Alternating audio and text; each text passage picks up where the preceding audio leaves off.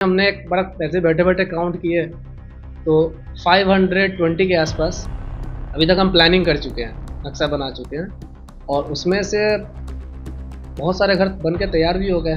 ठेकेदारों कुछ कारनामे बताइए जो आपको देख के लगाओ कि अरे गजब अजूबा है ये तो। ठेकेदार का सबसे पहला कॉमन डायलॉग यहाँ पे, आज तक 100 घर बनेली गिरल है का। दूसरा, अरे बाप रे इतना छड़ 5 तला ठोके गए है का। मतलब इस तरीके से वो मैनिपुलेट करेंगे वो क्लाइंट को। तो कहावत है कि 3 पुश्त में एक बार घर बनता है, एक मिडिल क्लास के फैमिली, और ये चीज़ सच्चाई है, ये होता है।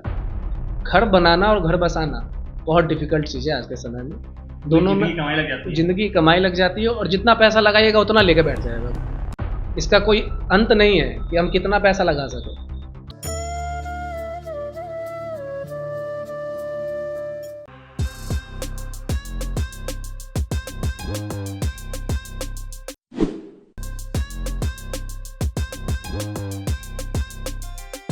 जब भी आप महाराणा प्रताप चौक से गुजरेंगे आपको बोर्ड दिख जाएगा सुंदर सिंह कंस्ट्रक्शन के नाम से। सौरभ जी यहाँ खुद बैठते हैं, इनका ऑफिस है। तो ये बताइए, लालगंज के बाहर, ये तो लोकल एरिया हो गया, बिहार में कहाँ कहाँ तक पांव फैला चुके हैं आप? और डिजाइनिंग के व्यू से देखा जाए तो मेरा उधर देवरिया, मुजफ्फरपुर, समस्तीपुर, पटना, ये इस एरिया में पूरा हमारा। यहाँ हम पर्सनल जाके विजिट करके आ चुके हैं।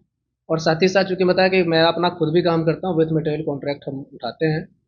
ऐसे क्लाइंट जो बिजी हैं और भरोसा करते हैं कि हम कुछ नए बिल्डर को ऐसा काम दें जो क्वालिटी वाइज कंप्रोमाइज़ ना करे, वैसे लोग। तो अभी मेरा मुजफ्फरपुर में एक प्रोजेक्ट चल रहा है जो ऑलमोस्ट इस महीने मेरा फाइनल हैंड ओवर है। लालगंज में भी मेरा एक प्रोजेक्ट स्टार्ट है और इससे पहले एक रेस्टोरेंट बना है, जगदम्बा फैमिली रेस्टोरेंट।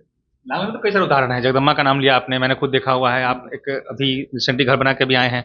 हाँ अगरपुर में। हाँ, अगरपुर में जहानाबाद में घर बनाया आपने। और एक सन पॉल के पास। मतलब ऐसे तो अभी हमने एक बार ऐसे बैठे बैठे काउंट किए तो 520 के आसपास अभी तक हम प्लानिंग कर चुके हैं, नक्शा बना चुके हैं और उसमें से बहुत सारे घर बन के तैयार भी हो गए। मैं आपको एग्जांपल देता रहूँगा। हाँ, जगदम्बा अगर आप नहीं देख के आइएगा, इनका बनाया हुआ है। जगदम्बा हो गया, संपल हो गया, आप जैसे उनका जिक्र कर रहे हैं, जहानाबाद का हो गया, सूर्यना मंदिर के जस्ट पीछे अभी जैसे 26 तारीख को उसका उद्घाटन हुआ है, वो हो गया। ऐसे ऐसे बहुत सारे हैं। पक्षी और में जाइएगा तो 2-4 घर स्कूल वगैरह बना रहे हैं, स्कूल भी बना रहे हैं। अभी रिसेंटली जिस स्कूल से पढ़े उसी स्कूल के सर का फ़ोन आया कि मुझे थोड़ा फ्रंट एलिवेशन चाहिए और थोड़ा 3D व्यू चाहिए और भी बहुत कुछ सुपरविजन करना है। तो बस उसमें फिर हम स्टार्ट किए हैं, लगे हुए। मतलब ये इलेक्ट्रिक इंजीनियर के बारे में सुना था कि जब आते हैं तो पापा कहते हैं फ्रिज बना दो, कूलर बना दो। फिर जब घर आते तो लोग कहते हैं नक्शा बना दो, तो इन्होंने सोचा इसको हम प्रोफेशन ही बना लेते हैं। हाँ, बिल्कुल बिल्कुल। जो चीज़ ऐसे ही हो रहा था और उसकी ज़रूरत दिखी मुझे यहाँ पे, और उसका ज़रूरत दिखा, उस पर मैं अपना फील्ड में अपना मेहनत की। ठेकेदारों कुछ कारनामे बताइए जो आपको देख के लगाओ कि अरे गजब अजूबा है ये तो। ठेकेदार का सबसे पहला कॉमन डायलॉग यहाँ पे, आज तक 100 घर बनेली गिरल है का। दूसरा, अरे बाप रे इतना छड़ 5 तला ठोके गए है का। मतलब इस तरीके से वो मैनिपुलेट करेंगे वो क्लाइंट को। और वो खुद से नक्शा बना के प्रेफर करता है क्योंकि उसमें उनका क्रॉस चेक करने वाला कोई नहीं होता, वही सर्वा होता है। और वो इतना महंगा कर देते हैं घर को। मैं जनरली 1000 स्क्वायर फीट का एक आया मेरे पास कॉन्ट्रैक्टर का नक्शा बनाया हुआ, वो उसमें 22 कॉलम डाल रखा है। जब मैंने उसको प्रॉपर डिज़ाइन किया तो वो 13 कॉलम में काम खत्म हो गया उसका। अब 22 कॉलम और कहाँ 13 कॉलम। और ये भगवानपुर से आए थे लोग। ये भगवानपुर, हाँ, सराय भगवानपुर से। वो और वह जो 3 तल्ला बनकर तैयार है। तो मैं वो देखा तो मैं कहूँ कि कर क्या रहा है यहाँ पे लोग। कुछ भी कर देना है। इनका एक कॉन्सेप्ट है कि स्केल से एक लाइन खींचना है बीचों बीच, उसका एक इधर एक इधर एक इधर एक इधर एक इधर एक इधर, थोड़ा सा जो वास्तु का नॉलेज है उसके हिसाब से अपना डाल दिए। और आपको फ्रंट एलिवेशन तो कुछ है ही नहीं यहाँ पे, बस सिंपल आर्च वगैरह बना के है। ठेकेदारों का एक मैंने कॉमन कॉन्सेप्ट देखा है कि उनका टारगेट ये रहता है, दीवारें खड़ी करो, कमरा बना दो, बाथरूम बना दो। वो डिजाइनिंग मॉडर्न डिजाइनिंग जो होता है, जो अच्छा लगे, थोड़ा बहुत कॉस्ट ऊपर नीचे होता है, लेकिन घर का जो लुक होता है। इसमें कॉन्ट्रैक्टर का भी वो नहीं कहेंगे, इसमें क्लाइंट जो बना रहे हैं उनका भी योगदान है। उनको मिला ही नहीं ना, लालगंज में ऐसा सुविधा ही नहीं था पहले। जो लोग बाहर जाके वर्क करते थे वो करवा के लाए। अभी भी जैसे मैं बता रहा हूँ कि लोग नक्शा बनाना की जो वैल्यू है वो उसको अब समझ रहे हैं, लेकिन अभी भी लोग फ्रंट एलिवेशन को या 3D कॉन्सेप्ट जो उनको एज ए होल चाहिए प्रोजेक्ट, उसके लिए वो लोग प्रीफर नहीं करते हैं। गिने चुने मैं बता सकता हूँ, अगर 100 प्रोजेक्ट में 15-20 ही ऐसे लोग होंगे जो 3D एलिवेशंस को जोड़ देंगे कि मुझे एज ए कंप्लीट चाहिए। और मेरा ये टारगेट है कि अब कम से कम जितने भी घर बने वो अपने घर का जो फ्रंट लुक है एटलीस्ट उसे मॉडर्न बनाए, क्योंकि हमारी और आपकी पहचान चेहरे से होती है। हाँ, हाँ। नक्शा वही देखेंगे जो घर के अंदर जाएंगे, लेकिन जब रोड से गुजरते हुए अगर कोई घर देख रहेगा तो उसका फ्रंट एलिवेशन ही दिखेगा। तो हमारा और आपका चेहरा और घर का भी चेहरा अलग होना चाहिए, कुछ यूनिक होना चाहिए। वही मैं कह रहा हूँ कि अभी आपने जो दो तीन घर बनाए वहां के सामने से मैं भी गुजरता हूँ तो एक बार मुड़ के जरूर देखता हूँ कि गर्दन क्या पूरा है। खुद ही घूम हाँ, जाता क्या है। है हाँ, ये? बिल्कुल। और एक बार गर्दन घूम गया तो उसका पैसा वसूल है। हो गया। हाँ बस, एक फिर बंदे वो का आपको खोजेगा। वो खोजेगा ही।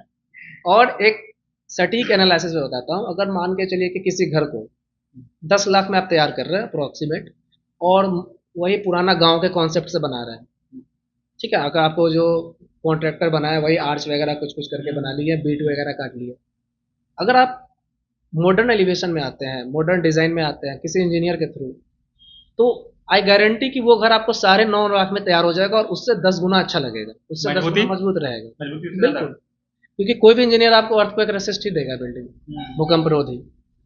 तो मैं ये कह रहा हूँ कि आप हमारे पास आओ या किसी के पास भी जाओ, आपको वो 50,000 रुपये बचा कर दे, अगर 10 लाख के हिसाब से हम बता रहे हैं तो। और साथ ही साथ एक कंप्लीट ऐसा घर बना कर देगा जो आई कैचिंग होगा।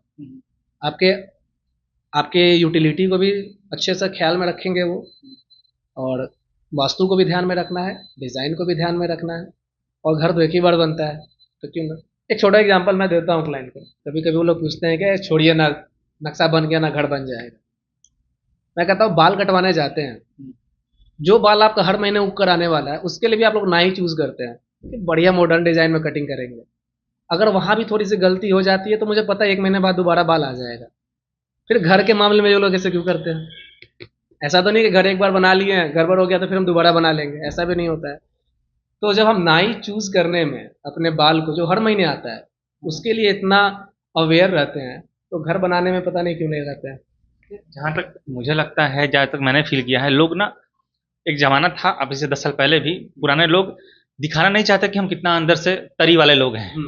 तो घर ऊपर से सिंपल ही बना देते हैं, अंदर भले वो हीरा जरवा लेंगे लेकिन ऊपर से दिखाएंगे नहीं कि घर बढ़िया बना है। क्या वो मानसिकता अब बदल रही?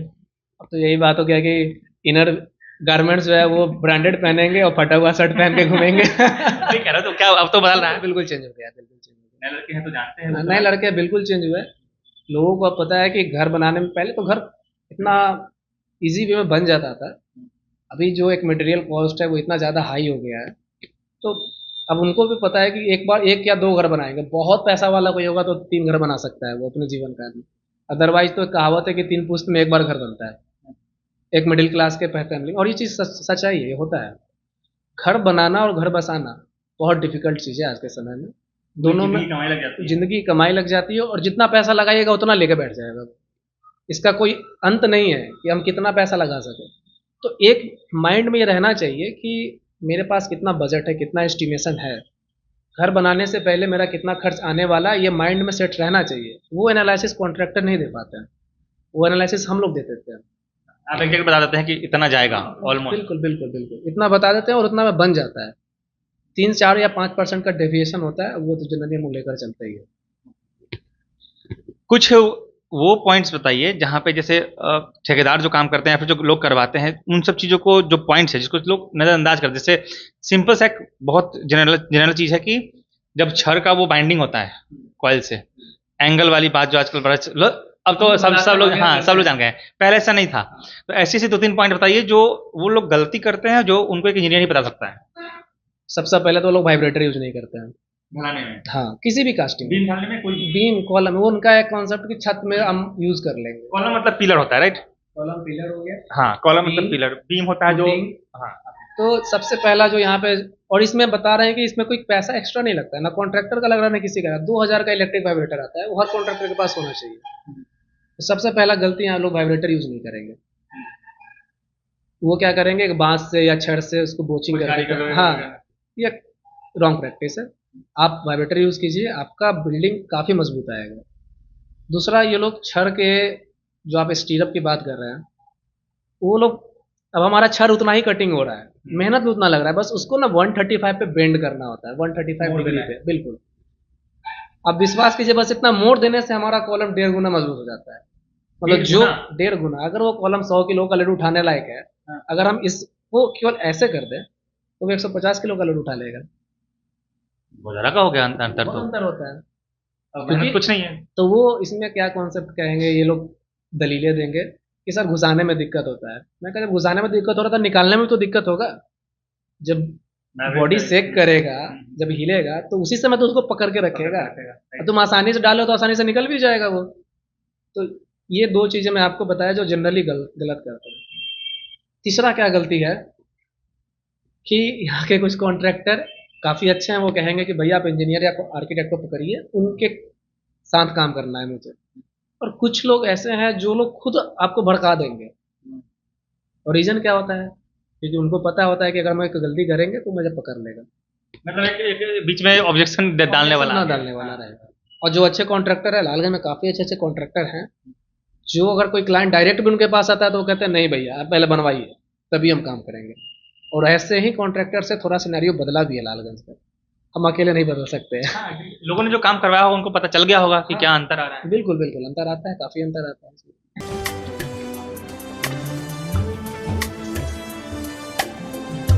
जय बिहार सरसों तेल, सस्ता नहीं कुछ अच्छा खाइए।